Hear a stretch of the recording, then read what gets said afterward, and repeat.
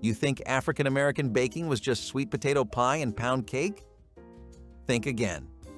From church socials to Sunday dinners, Black kitchens created cakes that carried heritage, resilience, and celebration in every slice. Here are 30 forgotten African American cakes that faded into history. Scripture cake was once a beloved tradition that turned Bible study into baking, challenging families to decode recipes written entirely in biblical verses. Judges 5:25 called for butter, Genesis 18:6 specified flour, and Jeremiah 6:20 demanded sweet cane for sugar. This wasn't just wordplay, but a teaching tool that helped children learn scripture while preparing dessert. The cake was dense and fruit-filled, similar to fruitcake, but lighter in texture. African American churches embraced it during the early 1900s, making it centerpiece of fundraisers where women demonstrated both biblical knowledge and baking skills with pride. The tradition required time, patience, and a well-worn Bible kept in the kitchen. Today, scripture cake has nearly vanished, replaced by simpler recipes. Yet for those who remember, it represented more than dessert. It was education, devotion, and community baked into every layer. Lane cake emerged from Alabama kitchens as a showpiece featuring white cake layers filled with bourbon-laced raisins, pecans, and coconut. Emma Ryder Lane created the original in the 1890s, but African-American cooks refined it for weddings and Christmas celebrations. The filling required careful cooking to avoid curdling eggs, stirring constantly until thick, then folding in dried fruits soaked in whiskey. The cake layers were tender, contrasting the rich, boozy filling. Some bakers added preserves or extra spices depending on the season. Lane cake was labor-intensive, demanding patience that marked accomplished bakers. It appeared at important celebrations where its elegance impressed guests. Today, Lane cake has faded, overshadowed by simpler confections. Yet it once represented the pinnacle of African American baking, proving that celebration deserved something extraordinary. 1 2 3 4 cake carried its recipe in its name. 1 cup butter, 2 cups sugar, 3 cups flour, 4 eggs, creating a reliable pound cake that never failed. This mathematical simplicity meant the recipe passed down orally, taught to children learning fractions beside their grandmothers in warm kitchens. The cake was dense yet tender, with fine crumb that held under heavy icings. African American families relied on it for birthdays and church gatherings, knowing it would turn out perfectly without written instructions. Some added lemon, others vanilla. A few chose almond for special occasions. Children recited the formula like nursery rhymes, ensuring tradition continued through generations. 1 2 3 4 cake represented democratic baking, accessible to anyone who could count. Today, while pound cakes remain popular, teaching the formula as memory device has disappeared. Sock it to me cake became a phenomenon in the 1960s, its playful name reflecting the era's cultural expressions and buttery richness making it coveted. The cake featured butter base swirled with cinnamon, brown sugar, and pecans, topped with vanilla glaze that dripped in glossy ribbons. The name likely came from Rowan and Martin's Laugh-In, where the phrase became catchphrase. African American bakers embraced it for church potlucks and reunions where its dramatic swirl pattern stood out. Preparation required folding, filling carefully without overmixing, creating distinct ribbons. Some families added chocolate chips or extra cinnamon. The cake stayed moist for days, practical for busy households. Children loved the sweet crunch, often requesting corner pieces. Sock it to me cake represented when African American baking intersected with popular culture. Today, its cultural moment has passed, leaving it mostly forgotten. Mahogany cake was Depression-era brilliance using cocoa and strong coffee to create dark, rich cake when chocolate was too expensive. Coffee intensified chocolate flavor, while cocoa provided color without requiring costly chocolate bars. African American cooks developed this during the 1930s when making something special required creativity over costly ingredients. The cake was darker than regular chocolate with deep reddish-brown mahogany color. The crumb was tight and moist, standing up to simple frostings or powdered sugar. Some added buttermilk for tang, others incorporated sour cream when available. It appeared at church socials and birthday celebrations where families wanted festive treats without breaking budgets. Children didn't realize they ate thrift recipes because it tasted rich and satisfying. Cocoa and coffee created complexity store-bought mixes couldn't match. Today, with chocolate readily available, mahogany cake has faded from kitchens. Black walnut cake carried autumn forest into African American kitchens, featuring nuts foraged from wild southern trees. Black walnuts had stronger, more assertive flavor than English walnuts, with slight bitterness balancing sweetness perfectly. Families gathered nuts in fall, cracking hard shells and picking meats, labor that made each cake precious. The nuts were chopped and folded into butter cake with brown sugar complementing earthy flavor. The cake was dense and aromatic with distinctive taste. African American households baked it for Thanksgiving and Christmas when nuts were freshly harvested. Some included caramel frosting playing against the bitterness, others used simple butter icing. The cake represented connection to land and foraging traditions. Children learned which trees produced best nuts and when they were ready. Black walnut cake required work from harvest to table. Today, as foraging faded and black walnuts became specialty items, the cake nearly disappeared.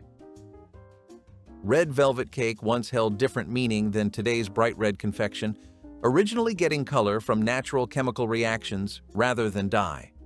The original used buttermilk and vinegar, reacting with cocoa to create subtle reddish tint, a mahogany rather than vivid red. African American bakers elevated this during the early 1900s, turning it into special occasion dessert for church anniversaries and weddings. The cake was tender and fine-crumbed with slight chocolate flavor balanced by tangy buttermilk. Traditional cream cheese frosting came later. Early versions featured ermine frosting from cooked flour and milk. The cake required precise technique. Overmixing toughened it, undermixing made it dense. African American women passed down specific methods, teaching daughters to fold rather than stir. When food coloring became available, bakers intensified the color, eventually creating today's vivid red. The original's subtle color and delicate flavor are mostly forgotten. Coca-Cola cake emerged during the 1950s when the soft drink company promoted recipes, and African American bakers adopted it for moisture and unique flavor. The cake included Coca-Cola in batter and frosting, creating subtle cola taste working with chocolate. The soda's acidity produced tender crumb while carbonation added lightness. African American households embraced it for church potlucks where something different was needed. The recipe was practical since most families had Coke on hand. Chocolate frosting was poured hot over warm cake, soaking in slightly for glossy finish. Some added marshmallows to batter, which melted creating sweetness pockets. Others included pecans in frosting for texture. Children loved the soda novelty, while adults appreciated moisture lasting days. The cake became popular at summer gatherings when its beverage association felt appropriate. Today, while the recipe circulates, it's rarely baked. Fig preserve cake transformed summer canning labor into special winter dessert, using preserved figs for moist, fragrant cake. African American families grew fig trees, harvesting fruit at peak ripeness and cooking it with sugar into thick preserves. These were stirred into batter with warm spices like cinnamon, nutmeg, and cloves. The figs provided natural sweetness and moisture, making cake incredibly tender and keeping well for days. The cake was dense but not heavy, with fig pieces providing flavor bursts.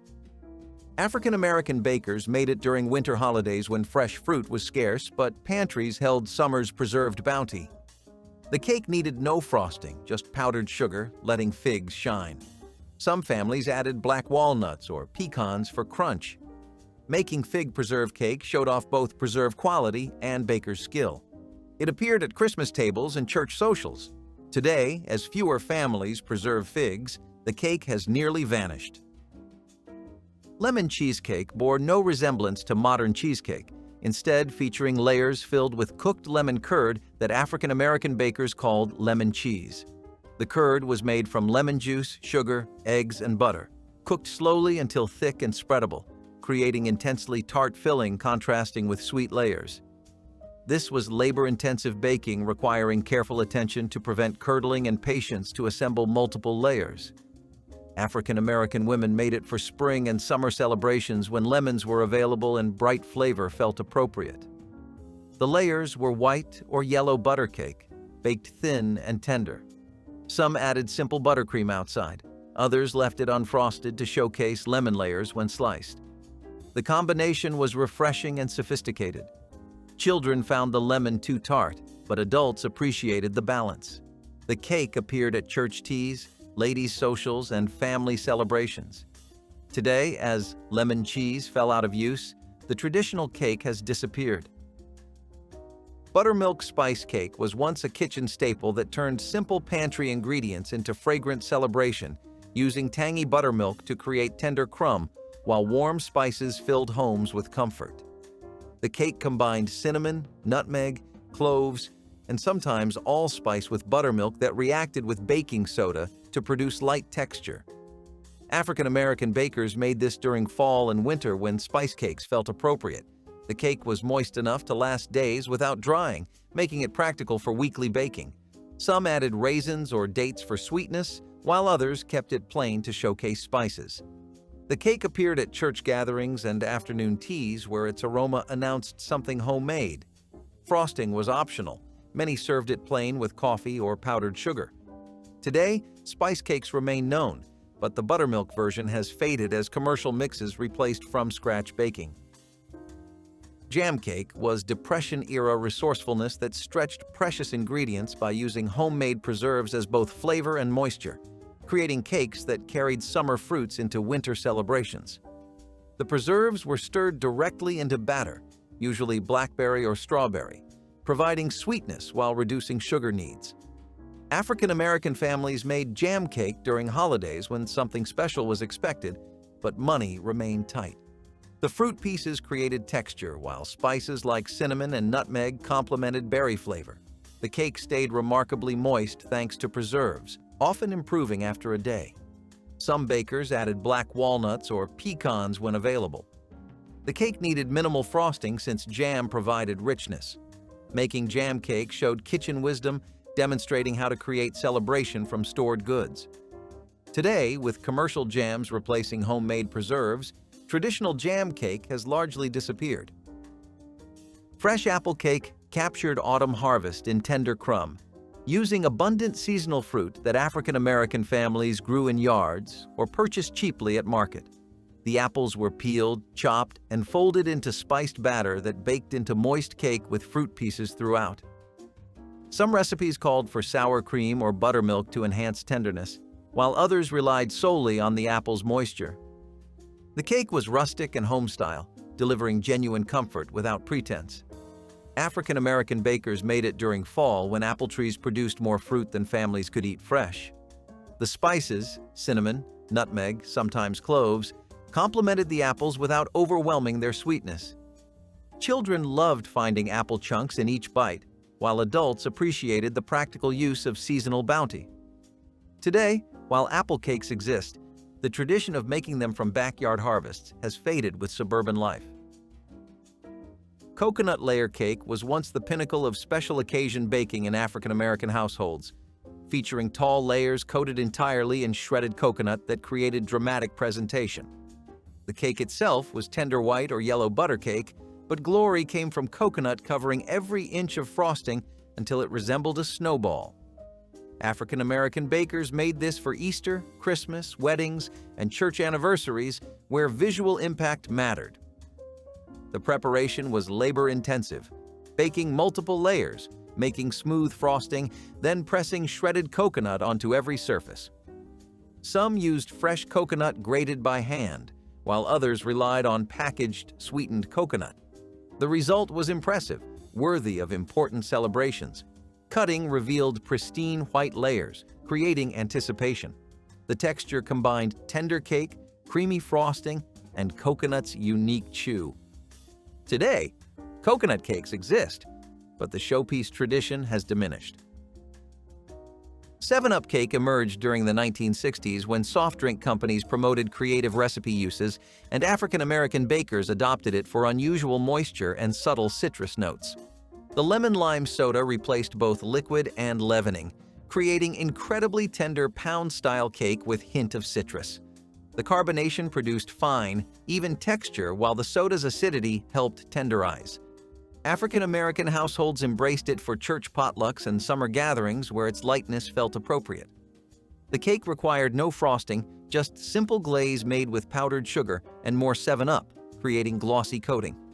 Some bakers added lemon extract or zest to emphasize citrus, while others let the soda shine alone. The recipe was popular because most families kept soda on hand. Children found the concept clever, while adults appreciated consistently moist results. Today, 7-Up cake has faded as newer trends emerged. Lady Baltimore cake was refined white cake with elaborate fig and nut filling that African-American bakers prepared for the most elegant occasions. The cake featured fluffy white layers with filling of chopped figs, raisins, pecans, and sometimes candied cherries, all bound in fluffy frosting. This was showpiece baking, demanding skill and patience. The filling needed careful preparation, with dried fruits soaked until plump and nuts toasted to enhance flavor. African-American women made Lady Baltimore cake for weddings, church anniversaries, and celebrations honoring important guests, marking accomplished bakers as those with real mastery. The white frosting outside was typically 7-minute frosting, light and fluffy. Slicing revealed jewel-toned filling against pristine white cake, creating visual drama. The combination of textures made each bite interesting. Today, Lady Baltimore cake has largely disappeared, its complexity abandoned for simpler desserts. Peanut butter cake was Southern ingenuity that turned cheap, abundant protein source into moist dessert beloved by children and adults alike. The peanut butter was creamed into batter, creating cake with subtle peanut flavor and incredibly tender crumb. African-American families made this during the 1940s and 50s when peanut butter provided affordable nutrition and familiar taste. The cake could be baked in layers or sheet pan, adapting to whatever occasion required. Some topped it with peanut butter frosting, creating intense experience, while others used chocolate for peanut butter cup effect. Children especially loved it, its familiar flavor making it comfort food at birthdays and church socials. The cake stayed moist for days thanks to peanut butter's fat content. Peanut butter cake represented democratic dessert, inexpensive, satisfying, and accessible to families at any economic level. Today, the simple cake version has faded. Applesauce cake was wartime necessity that became beloved tradition, using applesauce to replace eggs and butter when rationing made those ingredients scarce. The applesauce provided moisture, binding, and subtle sweetness, creating surprisingly good cake from limited pantry. African-American families embraced it during World War II and continued making it afterward because it genuinely tasted good. The cake was spiced with cinnamon, nutmeg, and cloves, complementing the apple flavor while adding warmth. Raisins were often folded in, their sweetness enhanced by spices. The texture was dense and moist, similar to fruitcake but lighter.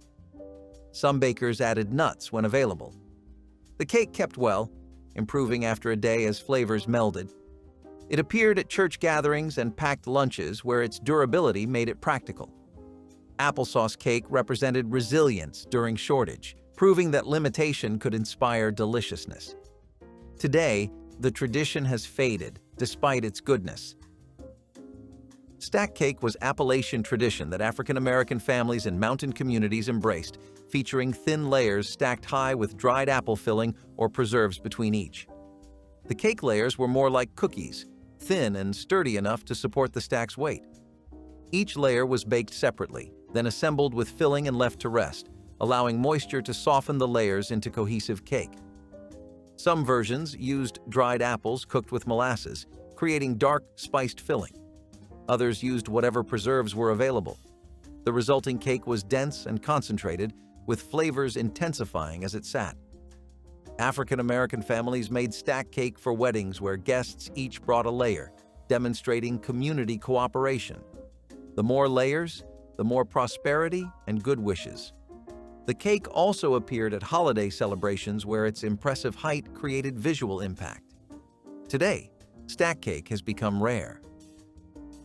Sorghum cake was rural Southern tradition that used sorghum syrup to create dark, robust cake when refined sugar was unaffordable. Sorghum had distinctive molasses-like flavor, slightly bitter but complex, that African American families valued as sweetener grown and processed locally. The syrup was stirred into batter with warm spices like ginger and cinnamon, creating cake similar to gingerbread but with sorghum's unique character. The cake was dense, moist, and deeply flavored, standing up well to time without drying. African American households made it during winter when its rich taste felt appropriate.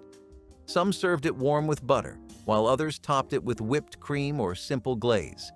The cake appeared at church suppers where its home-style appeal impressed guests. Making sorghum cake required understanding how the syrup's moisture affected batter. Today, as sorghum syrup has become specialty item, sorghum cake has largely disappeared from everyday baking traditions.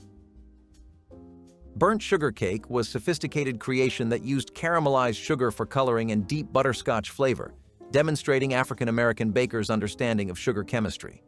The sugar was heated until dark amber, then carefully combined with water to create syrup that colored and flavored the cake. This was delicate work. Burn the sugar too much and it turned bitter, not enough, and it lacked flavor.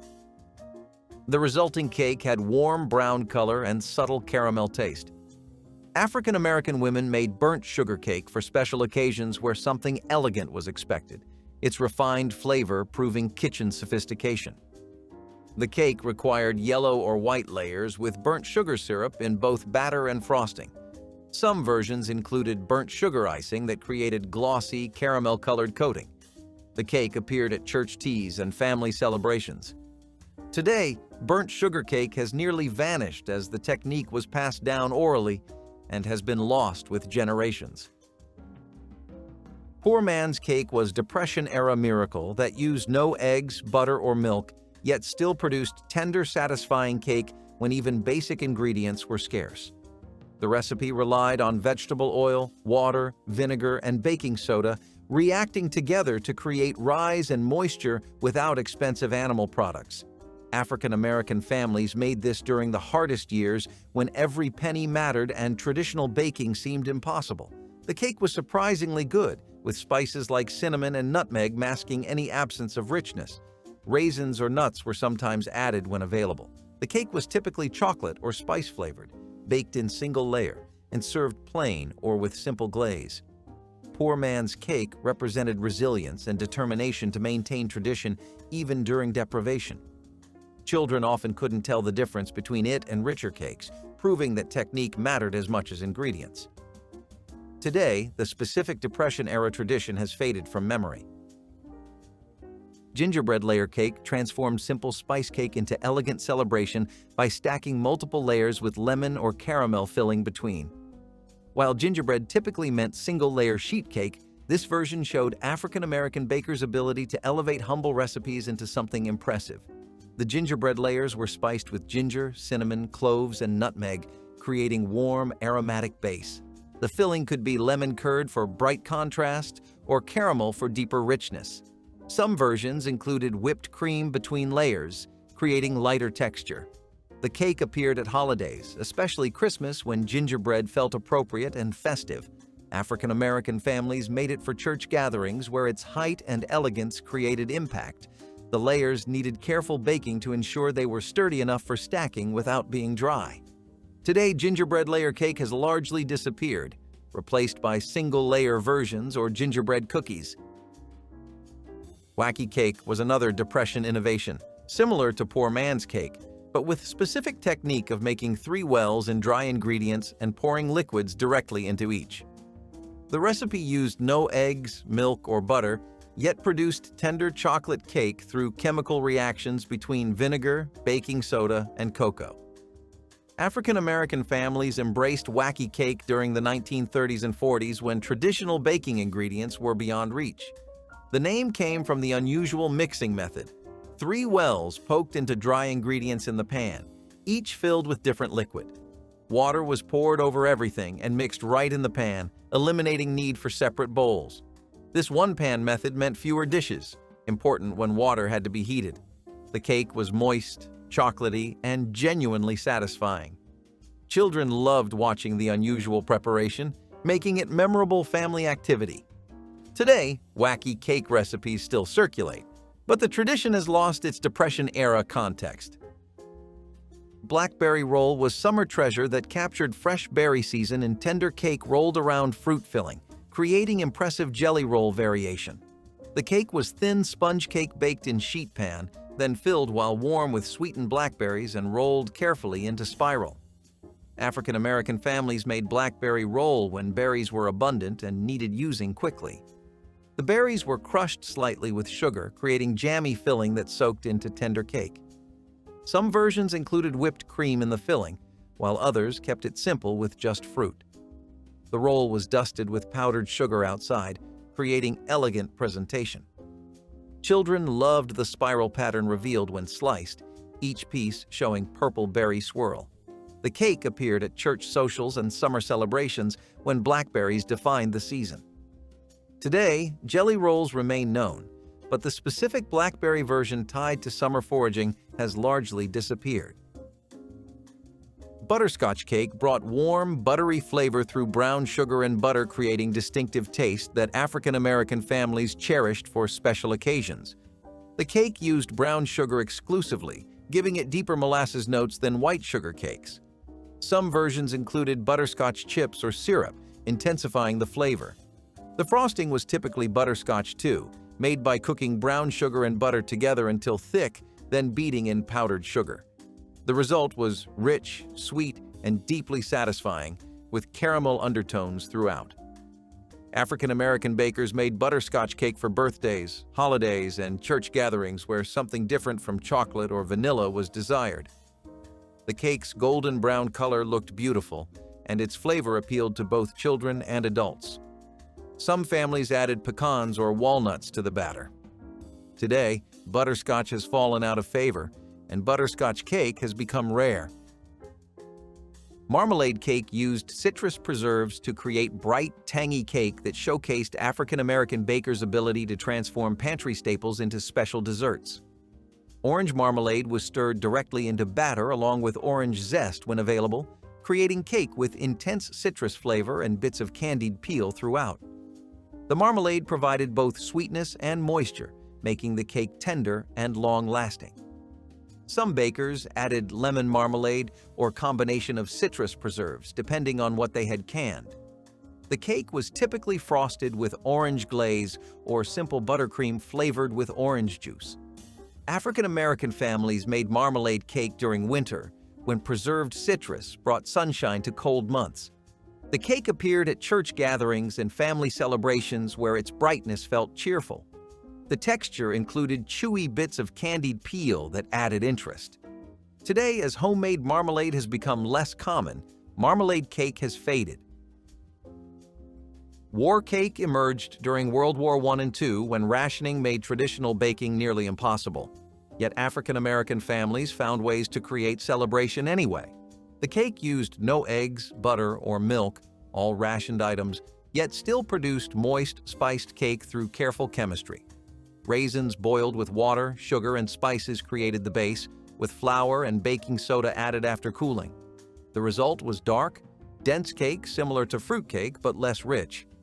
War cake represented patriotic sacrifice and creative resilience during national crisis. African American women shared this recipe widely, helping neighbors maintain tradition despite shortages. The cake improved with age, actually better after a few days as flavors melded. Some added nuts when available, though they too were scarce. War cake appeared at gatherings throughout both wars, symbol of making do and carrying on. Today, war cake has disappeared along with memories of those hardships. Molasses ginger cake was winter staple that combined robust molasses with sharp ginger, creating warm, spicy cake perfect for cold months. The molasses provided both sweetness and moisture, while ginger, fresh or dried, added heat and complexity. African American families made this cake during fall and winter, when its dark richness felt appropriate. The cake was typically baked in square pan and served warm with butter or topped with lemon sauce that balanced the molasses' heaviness. Some versions included chopped crystallized ginger for extra bite. The cake improved after sitting as flavors intensified and texture softened. African American households served molasses ginger cake at holiday gatherings and church suppers where its warming spices welcomed guests. The aroma-filling kitchens announced comfort and tradition. Children often found it too strong at first, but grew to love it. Today, while gingerbread remains popular, the specific molasses ginger cake tradition has faded, replaced by milder versions. Black walnut pound cake carried the wild woods straight into the holiday kitchen with a perfume unlike any other. Foragers collected the hard-shelled nuts each autumn, cracking them carefully to release the dark, robust kernels inside.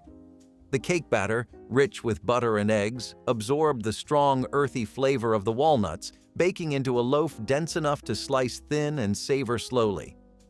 Served at Christmas or family reunions, the cake announced both celebration and the success of gathering nature's bounty. Children helped shell the nuts, their hands stained brown from the husks, a seasonal badge of honor. Neighbors traded slices wrapped in wax paper as gifts, spreading cheer through the community. Today, imported walnuts and commercial cakes have replaced the ritual, but the memory of that deep, almost smoky taste lingers for those who once enjoyed a slice with coffee while snow fell outside and the house smelled of spice and toasting nuts. Glazed carrots with molasses and brown sugar were once the crown jewel of Christmas sides. Before canned vegetables and store-bought glazes, these carrots gleamed on every holiday plate. The slow simmer of molasses and butter gave them a caramel richness that coated each bite in sweetness and shine. The brown sugar melted into the glaze, creating something that felt both simple and luxurious. It was the kind of dish that reminded families that even humble roots could taste like gold. Kids loved it because it was candy in disguise, while grown folks loved it because it felt like tradition. These carrots weren't about fancy presentation. They were about love cooked into every spoonful. For many Black families, molasses was more than flavor. It was a memory of survival, a sweetener when sugar was scarce. That made these carrots more than decoration. They were gratitude on a plate. The scent of molasses bubbling in the pan filled homes with warmth, a sign that celebration had begun. Today, the dish has faded, but for those who remember, its sweetness still lingers in memory like a song you never forget. Vinegar pie was the miracle no one saw coming. Born out of scarcity, it turned the simplest pantry staples into something unexpectedly elegant. When lemons were too costly or unavailable, vinegar stepped in, its sharpness softened by sugar and butter until it became a tangy custard pie, unlike anything else. African American cooks perfected this balance between frugality and flavor, making do without ever losing touch with creativity. The first bite was sweet, then bright, then comforting, the kind of taste that made you pause just to appreciate it.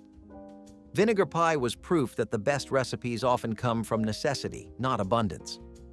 During Christmas, when families stretched every dollar and every ingredient, this pie brought a sense of pride and accomplishment. It didn't glitter like a fancy dessert, but it didn't need to. It was a triumph in disguise, a humble, golden masterpiece born from ingenuity. Crocheted tree skirts and doilies carried quiet elegance born from patience. Grandmothers sat by lamplight, looping yarn into delicate lace that would outlast decades, their fingers moving with rhythm learned from years of care. Each piece had its own story, whether it was made during hard winters or long summers of waiting. Placed under Christmas trees, the skirts caught falling pine needles like soft snow, protecting the floor while adding a touch of grace. Over tables, doilies framed bowls of fruit or sweet potato pie cooling for guests. They were made to be both beautiful and useful, the perfect balance of pride and practicality. Younger generations watched, sometimes learning, sometimes just marveling at how something so intricate came from simple thread. No store-bought decoration ever carried that kind of soul.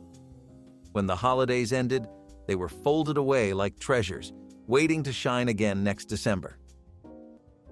Chess cake squares were the dense, buttery dessert bars that filled school fundraisers, bake sales, and family events with a sweetness that stuck to your fingers. They were made from simple ingredients: cream cheese, butter, sugar, and a soft base that baked into something rich enough to satisfy a crowd. Mothers made them because they traveled well, sliced neatly, and tasted even better the next day. Children circled the table hoping to grab the corner pieces, where the edges caramelized into a golden chew. But as more modern desserts took over and school functions changed, chess cake squares slipped out of rotation. Their simplicity became overshadowed by trendier treats, and fewer people remembered how effortless and comforting they could be. Still, one bite of that sweet, creamy top layer can take you right back to a cafeteria filled with laughter and folding chairs. Macaroni pie, or Southern baked macaroni, was the soul of comfort in one bubbling pan. Forget the boxed kind. This was real macaroni, dense, creamy, and rich with evaporated milk, eggs, and sharp cheddar cheese. It was made to feed a crowd, baked until golden on top and firm in the center. Every family had their own version, passed down through generations, some adding a dash of mustard or paprika, others folding in onions for flavor. For Christmas, this dish sat proudly next to the ham or turkey, warm enough to melt your worries away. It was a dish of abundance, not because it was expensive, but because it stretched what you had into something that felt whole. Stirring that thick cheese sauce by hand was an act of care, something done with patience and pride. The macaroni pie symbolized celebration, hospitality, and a love of making something perfect out of the ordinary. The sound of a spoon scraping the crusty edges was as comforting as a hymn. Even now, its scent can bring back a lifetime of family gatherings, laughter, and full hearts. $1,000,000 Cake was the tall, pineapple-filled refrigerator cake families saved for the biggest moments: birthdays, holidays, or the kind of gatherings where every cousin showed up at once. It was cool, creamy, and towering, a cake that felt luxurious, even though it relied on humble ingredients like crushed pineapple, whipped filling, and soft layers. The magic was not in fancy technique, but in the way the flavors melded overnight, turning simple ingredients into something that felt like celebration itself. Families passed it around at reunions, slid slices onto paper plates, and marveled at how refreshing it tasted in the hot southern months. But as times changed and refrigerator cakes lost their place to trendier desserts, $1,000,000 Cake became rare. Fewer people remembered how the layers softened just enough, how the pineapple brought brightness, or how the cake could feed 20 people without a complaint. Today it survives mostly in handwritten recipe cards tucked inside old cookbooks, waiting for someone to remember how joyful a chilled cake can be. Pineapple. Upside-down cake was a burst of sunshine on cold December days. With its caramelized fruit rings and cherries shining like jewels, it brought color to tables that had seen too many brown desserts. Pineapple was exotic once, a prized treat that arrived in cans and made even the simplest home feel worldly. For African-American families in the mid-century South, this cake was a symbol of hope and joy, a little escape baked right into tradition. The sugar on the pineapples bubbled into a golden glaze, seeping down through the sponge until every crumb was moist and bright. When flipped out of the pan, it was magic, sweet, glossy, and proud. Served warm, it reminded families that celebration didn't need to be grand to be beautiful. Pineapple upside-down cake was optimism on a plate, the promise of sweetness even in the leanest of years. Sock It to Me cake was the bright, bold spirit of 1970s black kitchens, a cake that made people smile before they even cut into it. It had a cinnamon and brown sugar swirl running through the middle, a playful surprise in a world of plain desserts. Families brought it to reunions and Sunday dinners because it was dependable, tender, and joyful. The glaze on top was simple, but gave the cake a shine that made it feel special. Children loved the swirl, adults loved how well it fed a crowd, and everyone loved how quickly it disappeared. It came from a time when home bakers mixed boxed cake bases with homemade fillings, creating something new without losing tradition. But as tastes changed, this cheerful cake slowly vanished from holiday tables. People forgot the pleasure of slicing into that ribbon of sweetness. Still, for anyone who remembers the 1970s, one look at that swirl brings back kitchens filled with laughter and radio music. Black-eyed pea salad carried luck into the new year before the clock even struck midnight. Served cold, it was tangy and refreshing, a rare contrast to the heavy holiday spread.